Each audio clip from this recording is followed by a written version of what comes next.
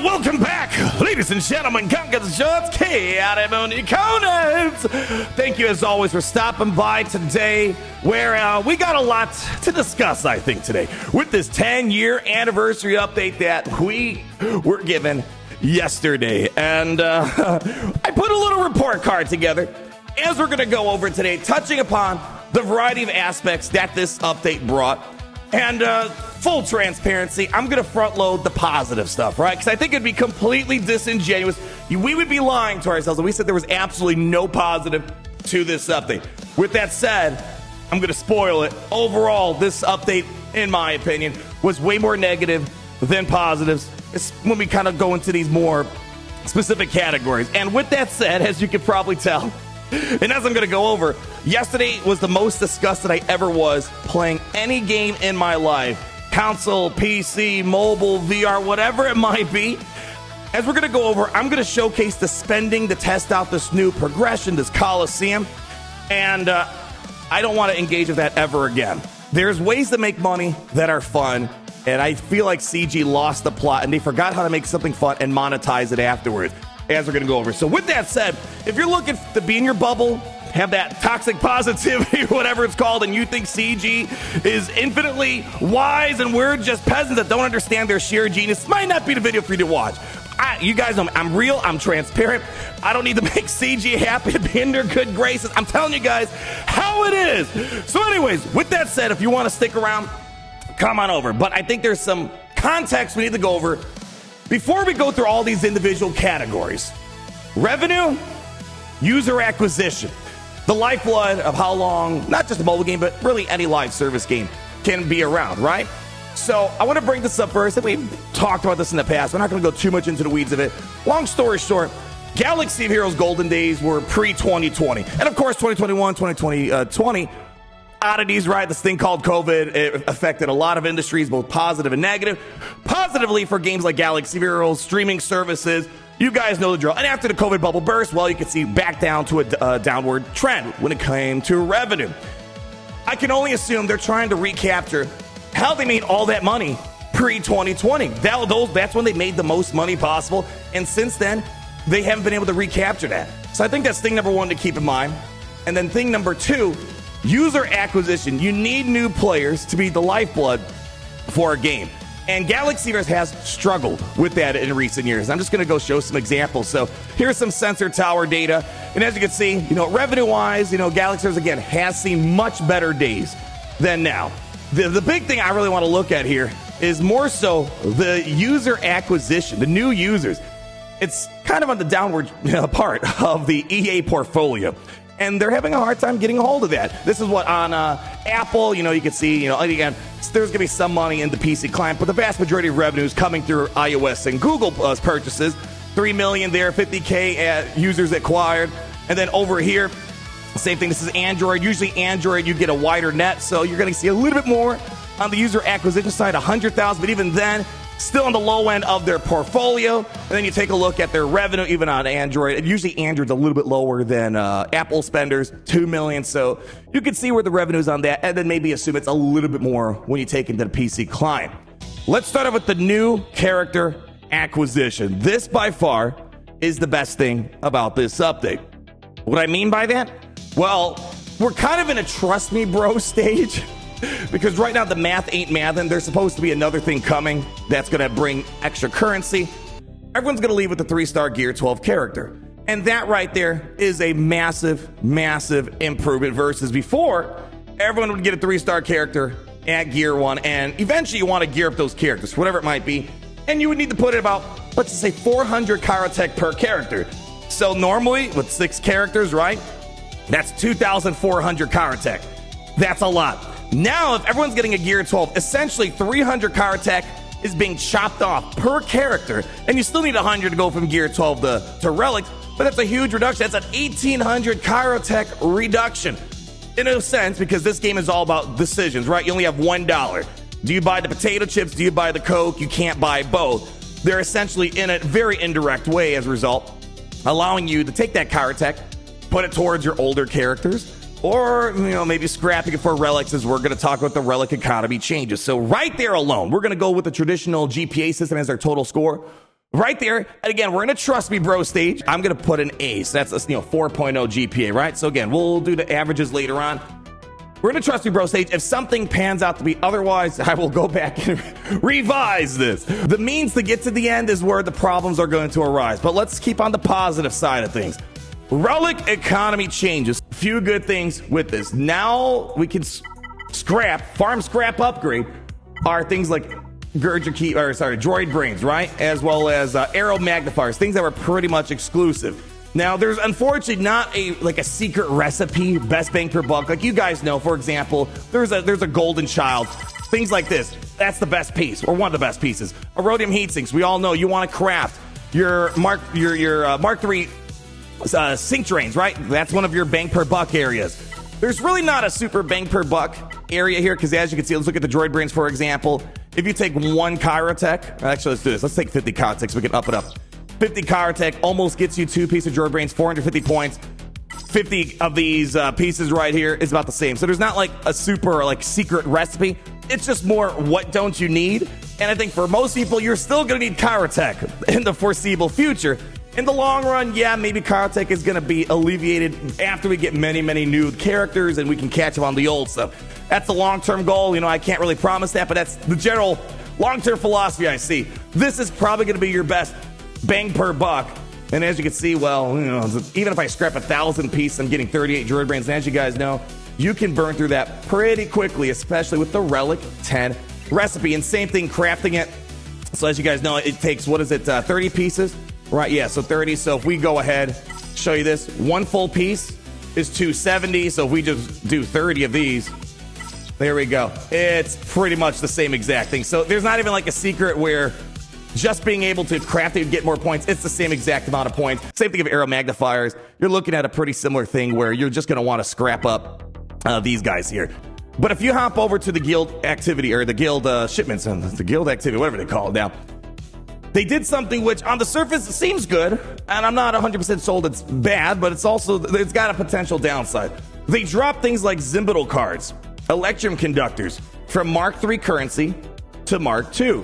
Basically allowing you to just focus your Mark III currency on things like the Gurja keypads, arrow magnifiers, corrupted signal data. Now, there's a downside to that. The problem is they didn't drop the Gear 12 pieces you would normally use your Mark II currency for to Mark I. So now you have to kind of fight for resources. Do you get the Relic stuff or do you get the Gear 12 stuff? Because Gear 12 is going to be the new bottleneck, essentially. And in a way, if you focus on this currency, they made Gear 12 a little bit more complicated to go from Gear 12 to Gear 13, because now you have to decide, do I want Zimbital cards or do I want to maybe pick up these pieces that I need to get from Gear 12 to Gear 13? So it doesn't feel like a massive, meaningful change. Of course, it's a change.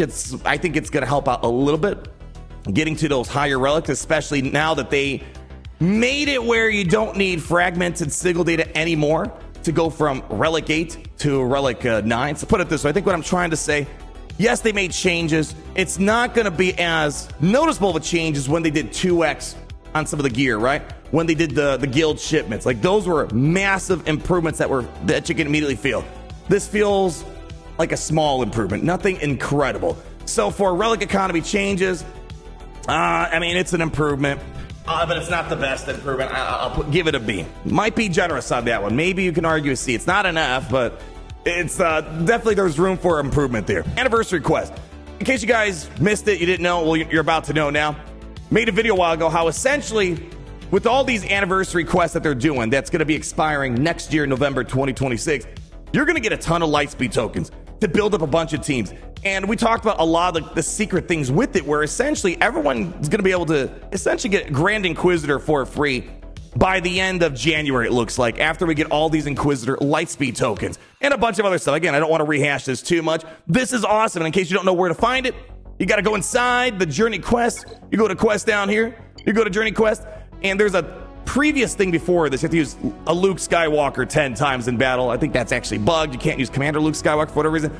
But anyways, you do that, you unlock the Hera Syndulla, and then there also should be a Phoenix Sabine that you can also get, giving the Lightspeed anniversary tokens, whatever you want to call them, an A. That's huge. So just stopping right here, because this is where the positives are pretty much ending for me. These are awesome ways. If you play the game for free, you don't care about being number one, you don't care about getting the latest and greatest thing right away.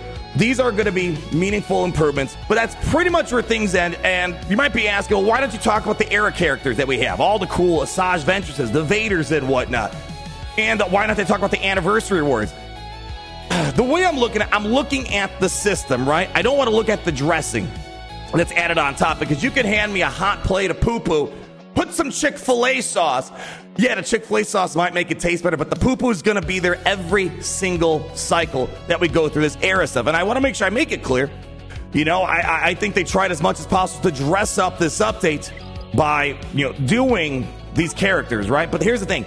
We might run into an era with garbage characters, right? Another pirate era that's so boring, and we're going to be stuck in 3 months waiting in limbo land. Yes, we got awesome characters now. That's not always going to be the case. This is just Chick-fil-A sauce on the poo-poo that we're going to be experiencing every time. Now, they might change up the sauce. Maybe it's barbecue. Maybe it's going to be ranch. Maybe there's going to be no sauce in it. So that's why I don't want to inflate my report card on the overall systems that they've placed. I also want to give props, you know, the cool giveaways, right? Freebies in the inbox. Also, oh my gosh, almost forgot. Don't forget to go to the web store, because there are free, there's a free Relic 10 for everybody. So pick it up. Cool stuff, right? I just don't want that overinflating what we have here. And then also, I think that's, you know, they also try to engage in content creators, maybe hopefully make them more positive about this update. So they've been trying to dress up this update as much as possible. And let's talk about Relic Delta. Oddly enough, after seeing the update in its totality, I feel like we were so focused on Relic Delta, we didn't really see what's coming our way with Coliseum. And with Relic Delta, I'm just going to cut to the chase here. I'm giving it a D. It's not a straight up F, because again, I feel like that would be disingenuous. There are some positives to Relic Delta. Not much, but there are some. For example, it's applied to pretty much every aspect of the game now, to even journey quests. We're going to talk about big problems. CG, you better get on top of this. We're going to talk about. But there are some positives. Some of the journey quests do become a lot easier. We had an Inquisitor assault battle that people were struggling before, but now that they're at a Relic advantage, they had an easy time clearing through it. So there will be some positives, I think, specifically in the PvE areas, where you're going to see a little bit of an easier quality of life, clearing stuff that you maybe could not have before. And I'm not going to lie, you guys saw me yesterday when I was on stream. I revisited, for example, the Darth Malik battle. And it was kind of nice just nuking him for like multi-hundred thousands of damage, and I killed him in like 2 seconds. It felt like fun, you know? But the problem is that does get old after a while if I'm just completely steamrolling all the content out there. But it was fun going back, even the General Anakin Skywalker, the final tier with the Asajj and the droids, nuking out General Skywalker in seconds. It felt good. But I think it's, we're going to feel the full impact of Relic Delta come Grand Arena. And I think here's the big issue too.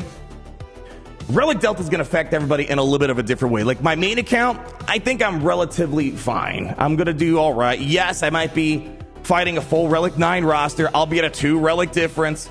It's not the end of the world. The Relic Delta isn't too severe if you're going to be 2 spots away, whether up or down. It starts kicking in around the 3 Relic Delta mark. So using a Relic 5 versus Relic 8 character, you know, or Relic 6 versus Relic 9, for example. I might need to upgrade my Phoenix. That's probably the one team where I'm going to take a massive hit, because Relic 5 Phoenix versus Relic 9 Inquisitors aren't really going to cut it anymore, for example. So, all right, I got to boost these guys up by 2 Relic levels for Hera, Sabine, Chopper, maybe. All right, then maybe I'll be able to move on. But for the most part, it's not going to affect me too much on this account. But my free-to-play account, it's already bad that the matchmaking's bad, right? It's just going to get even worse now. Because, again, the Relic Delta incentive, it's the stick. It's to punish people for not investing more into the relics. It's not player-friendly. Let's just put it plain and simple. It's not meant to improve the competitive integrity of this game. But CG, I don't think you tested it out fully. There are some journey quests that I think are pretty much impossible. Tiers that have loaned units against relic enemies, you're kind of screwed. For example, Starkiller, the final tier, I can't mod him, I can't upgrade him. You're fighting, I think it's Relic 5 or Relic 7 Stormtroopers, and essentially, Starkiller gets absolutely creamed because he's at just Gear 13, Relic 0. And as you can see, denoted by this Relic Delta indicator, which you can find up here, and also just by clicking and holding, it also shows you over here. If it's red, that means, well, you wail harder, noob. The problem is I can't wail harder, and these guys are going to be doing an additional 150% more damage, and I'm doing 60% less damage. So CG, Get your act together. I don't know how this was not tested. Now, Relic 10, here's the thing. You need the context of Relic Delta. And CG, again, say what you will about why they're doing it. They are right in saying that there isn't a great incentive to invest in relics because the systems in place do not put that incentive in there. And there are much better ways, I think, to incentivize relics. I don't think Relic 10 would have been that big of a deal. It would be kind of treated like Relic 9. Yes, some ships are going to benefit from it. We're going to talk more about that probably in a different video. I want to just kind of go over the generalities of it. Yes, there's going to be a couple of galactic legends and a couple of characters that'll be fine. And Relic 10 in its own vacuum, kind of without the context of Relic Delta, right? Like Master Luke will be probably neat. You know, Leia would probably be neat. Rey would be probably neat. But it's one of those things like I don't feel the incentive to why do I want to Relic 10 everything? And this is important because they need you to feel incentivized to go for Relic 10. That's where Relic Delta kicks in. And that's where, well, now we're going to get into the Coliseum, all this era progression stuff that they're talking about. So Relic 10, yeah, I'm not a fan of new Relic progressions and whatnot. The only thing I guess offensive about is the cost.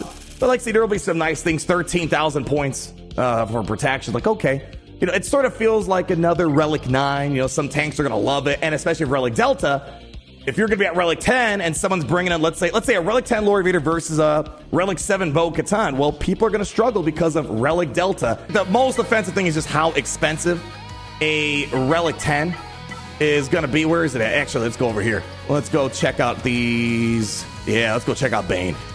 I think this is the problem that I have. Look how crazy expensive it is. 20 Aero Magnifiers, 20 droid brains, and then this corrupted signal data.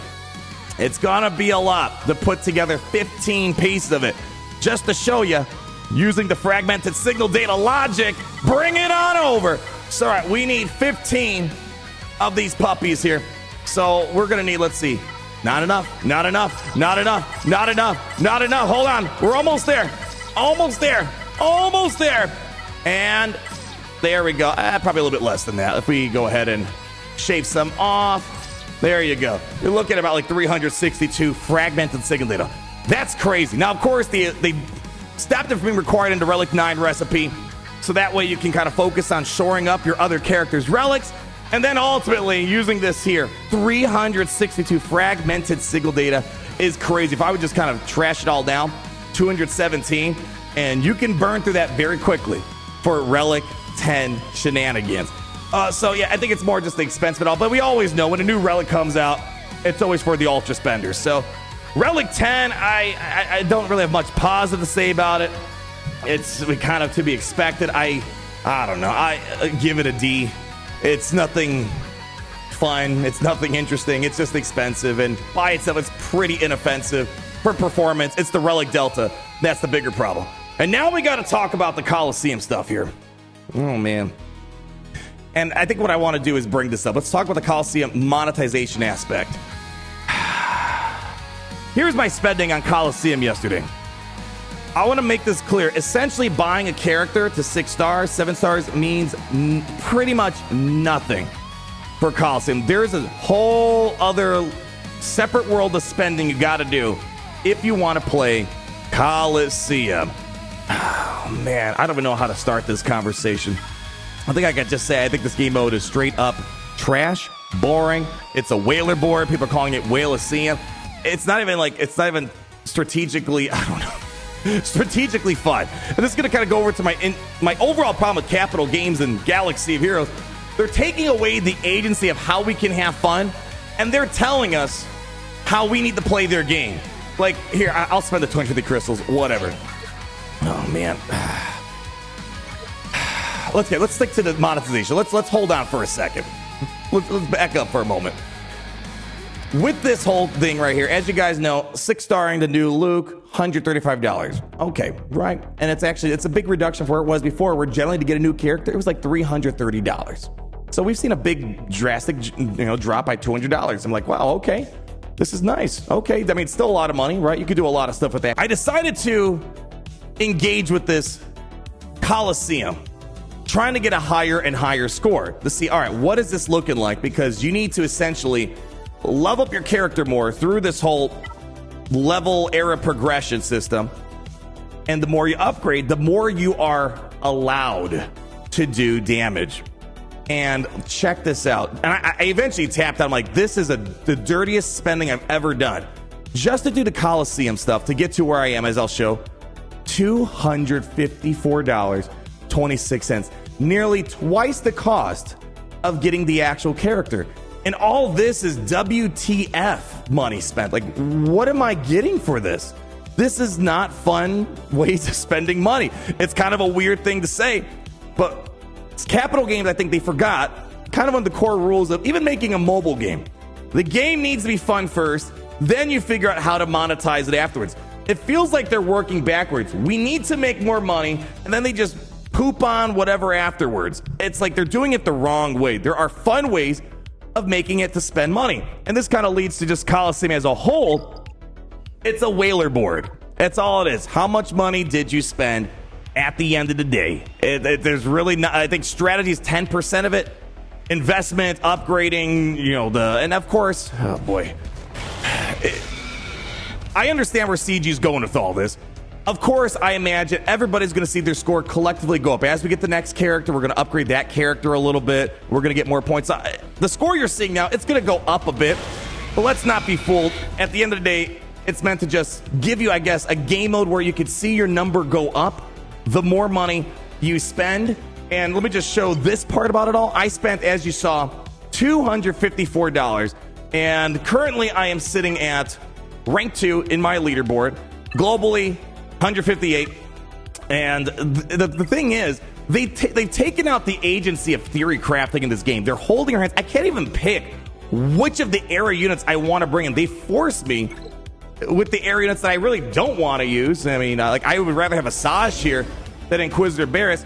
And here's the thing. I mean, one of my biggest tips I can give you guys if you really want to, take this to the next level. Let's see what do we got here. Let's just do this. Give it to Barris for a moment. When you're at 9%, try and do like a swarm attack. That's when you're going to get like the biggest burst of damage. Because eventually at some point, let's go and do a 2-tap. Yeah, I think I actually messed up here. Yeah, I messed up. Because once you hit 10%, you're basically cooked at that point. So the goal is to try to get to 9%, then do Luke's swarm attack. But look, I'm basically told, whoa, you're doing too well. You can only do 1 damage now. Who thought this was a good idea? Now, normally, we always know there's always been some sort of implicit gear wall, right? Like, think of the Chewbacca Legendary, where you were just cleaned out if you weren't at a high gear level. It's a difference between I'm allowed to do it and I can do it. Very big difference between the two. This is allowed. At some point, they stop allowing me to do more damage until I invest more. Can is a bit different. So anyways, the monetization of this here, straight up F. Straight up F. Here's the thing. Man. Let's go take a look at my Luke, for example. I spent $200, whatever it was, $54. What did I spend? I don't want to. Do I want to look at it again? $254. And here's where my Luke is right now. I go to the level up or whatever, click on the eye. Essentially, he's at gear 12. I spent $254 to get the gear 12. What are we doing here? This is a massive downgrade. And essentially what they did, they turned this into a black hole. Massive diminishing returns. Where as you spend more money, you get less and less gains. If you even called this gains to begin with. And the incentive is you spend more money on your characters, you get a higher score on the leaderboard, and therefore, as we're going to talk about the rewards, you can buy Relic 10. You can buy Lightspeed tokens. So that's how it's all tied to the leaderboards at the end of the day. But here's kind of one of the problems with it all. Few things. Number one, hacking. And here's the thing. Yes, they're taking care of obvious hackers. Like right before I started the video, there was 100,000 points. Obviously a hacker, they cleared it out very quickly. The problem is there are smart ways of hacking, right? You cheat or whatever you hack, but you make it where it looks reasonable still. And same thing at Grand Raider. There are obvious hackers, and there are ways to make it where you can look like, oh, that kind of looks legit, right? Just enough where you have the edge, but you're not going to be on the radar. So someone's at that cusp of maybe breaking into, where's the heck is the thing here? I don't know. Where the heck are the rewards? Yeah, there we go. Let's say you're at rank 11, you want to go to rank 10. I'll just cheat just a little bit so I can knock out the number 10 guy and get there. I think a lot of people are probably going to be sitting around this. So expect every day, and as we're going to see, it's going to reset soon. You're going to get 100 of these currency points that you can use for eventually Relic 10, the Lightspeed token. So again, if you don't care at all about this game mode, you're getting something for nothing, essentially. Just don't stress out about it. I would just, everyone can do what they want with their money. I think there are fun ways of spending money. This is not one of them. It's essentially turned into a daily bidding contest for how much you want to get on the leaderboard. And it's actually kind of funny. Raid Shadow Legends does something pretty similar. If you guys watch, I have a Raid Shadow Legends channel, right? And about once or twice a year, they do this big bidding event where they'll tie an exclusive character like the Queen of Hearts or Shredder to the #1 rank in the shard, right? They do a similar thing where there's different shards, right? And it's whoever, usually it's tied to character unlocks. Whoever does the most character unlocks, they'll get the character in the #1 spot. But there's a key difference. #1, the end reward is awesome. You get that instant satisfaction of something amazing, a character, which at the end of the day, we're here to collect powerful characters. And the means of doing so, it's at least fun. Like, for example, they generally tie it to like a 2x on the Sacred Shard. All that means that they double the chance of you getting a legendary. So as you're pursuing that Queen of Hearts or Shredder, you're going to be unlocking a bunch of other legendaries in between. This and Galaxies, whatever they design, it literally feels like peeing away money. I'll try to be a bit more family friendly there. I'm peeing away money for what? This is straight up disgusting. I'm not even talking about the character side of things. I look at this $254. I didn't get any happiness, anything material out of this, to be honest, even though it's called the material bundle. I look at this money spent. You know how many quality games I could buy for that money? It's actually funny. This makes me appreciate Datacrons more. It's like, wow, I would rather spend a fraction of that on Datacrons. No kidding. And that actually might be like the only fun thing to do with how they're treating this era Purgatory. So anyways, this is getting long-winded here. The monetization is going to be a straight up F. I'm just going to put the fun of this an F as well. It's just not fun. Now, if we were maybe able to, let's say, all right, today's a Rebel Challenge. Right? You have Stormtrooper Luke. Try to use any of your roster to play this and get a score. Okay. That would be kind of like playing a mini Rancor raid. They're telling us what characters we can use. They've determined how much damage they can do. They've determined what rank you need on your characters and the era progression to get more damage. Then they cap you on your damage when you're making it too far. What fun is this? Did they forget what fun means at the end of the day? Again, I'm not criticizing making the money part. Make a fun game mode and then figure out how to monetize it afterwards. It's just they're putting the carriage before the horse, way before the horse. It literally ticks me off. They thought that this was going to be fun. And the sad thing is, it's not just, all right, it's just for this weekend. This is the core of their pipeline for new content. And I don't know. I can keep rambling on about this. It's just one of the most offensive things I've seen in the games that I've played, at least. And I'm sure you could probably point out other games that did things more offensive, but this is a Star Wars game. They're using Star Wars as a weapon to push these BS mechanics, these BS game designs, and I don't know. I have a suspicion they're not even looking in the mirror. They probably think that we're the crazy ones. Oh, these guys, they just whine and complain. Anyways, I'm getting frustrated out here. Coliseum rewards. The way to look at it, especially I look at my free-to-play account, for example. I did 1 minute of a battle. Like, all right, well, that was fun. Essentially, I would say a lot of people are probably going to sit around this 100 threshold, maybe more. It's going to vary. The way I look at this is just through this alone, you're going to get 100 times 7 because it's a daily payout, as we're going to see here. That's 700 times 4, 2,800. And then you also get, there might be more ways of getting it because there's supposed to be something else that's coming. Because one thing that doesn't really make sense, there's not enough free-to-play ways of getting this currency down here. And just through the episode track. So I think there's supposed to be more to come. It'll make it guaranteed, I guess, to get to that level 65. But anyways, I digress. But you can get more of these tokens here. Let's go back. Let's see, over here. Gosh, can I just click on this thing? There we go. You get like 10 every level you go up. So if you're going to get 65, that's another 650 a character, plus 650. And then we're going to get another character in 2 weeks, another 650. So you're looking at about 4,000 currency a month, which isn't going to get you much immediately. But it seems like you'll be able to get a Lightspeed token once every 5 weeks sort of seems to be the way to go. And the Lightspeed tokens are nice, right? Be able to get a Relic 5, 6-star character, all right, on any attacker. I don't know if these are always going to be the rewards, but I can't fault that. This alone, if I could pick up, let's say, the Erodium token for the attacker, the tank, the support, that can like knock out a lot of the Gungan farm, for example. So, but again, that would probably take, like 3 months or so just to get those Lightspeed tokens. So rewards are okay. I don't think they're stellar though. Maybe a C. If it maybe we get a lot more of those tokens that I'm currently seeing, and maybe I can get those 3 Lightspeed tokens in a month, okay, then I might change. I guess the last thing I want to talk about is this Purgatory. Now, you might be like, what do you mean? Is there a game mode called Purgatory? They may as well call this Purgatory. What I mean by this is just this entire thing right here. This is the Purgatory table. Part of the fun that was remaining in this game, for me, right? Fun is relative to a lot of different people out there, but part of the fun for me, I get a new character. It already sucked. We can't really test them out day one. Like, we try our best. Okay, I go in Squadron. It's like, all right, but at least there's Grand Arena coming in a week, 2 days, whatever it might be. I'll be able to test out Stormtrooper Luke with the Rebels. Like, I think he could have had some like low gear viability, right? Low star viability. It would have been great going into Grand Arena and trying it out. The problem is now this whole separation of era and legacy. I can't use any of these characters. For how long, Luke? How long? 83 days? You're telling me there's nothing for me to look forward to for 83 days? Like, at least every 2 weeks I knew there's a character, come good or bad.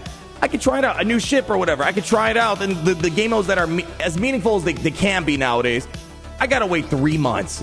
What do I have to look forward to in this game? I'm hoping that maybe there's gonna be this other PvP thing that maybe drops, and all right, it's gonna be fine. I don't have confidence based off the Coliseum thing.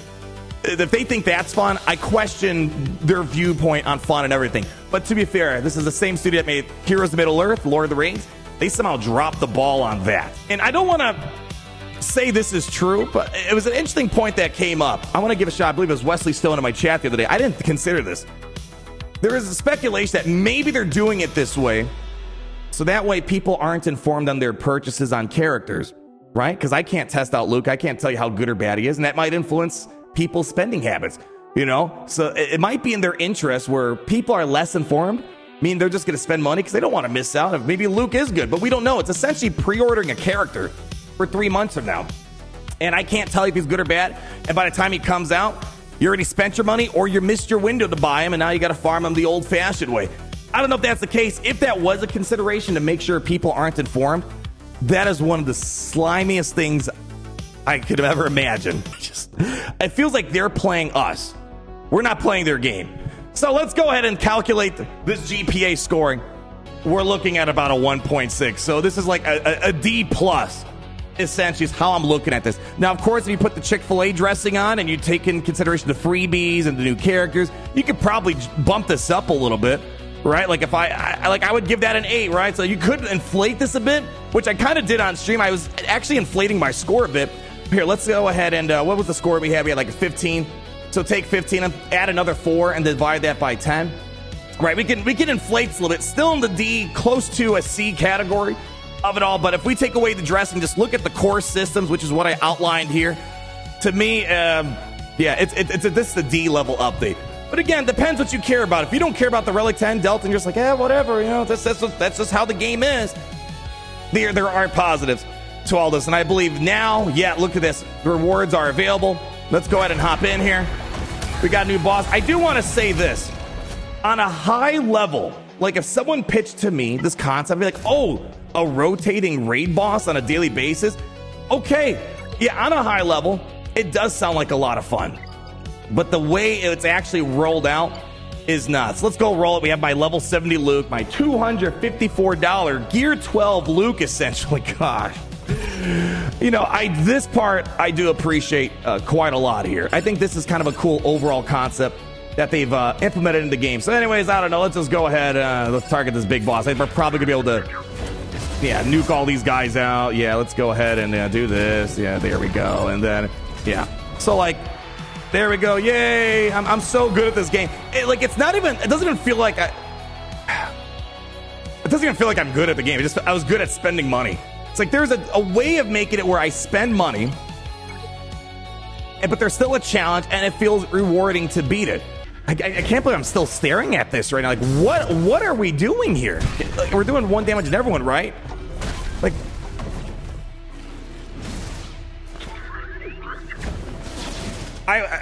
I would fire whoever thought this was a good idea. All right, I'm just gonna fast forward this part, and we'll end the video. Dude, I can't believe this. I don't know what else to say. It just sucks seeing a game you love so much be killed by horrific monetization practices, gameplay that's not even on. This is not on the focal point, the forefront of their mind. Anyways, I'll chat with you guys later, okay? Man, that sucks.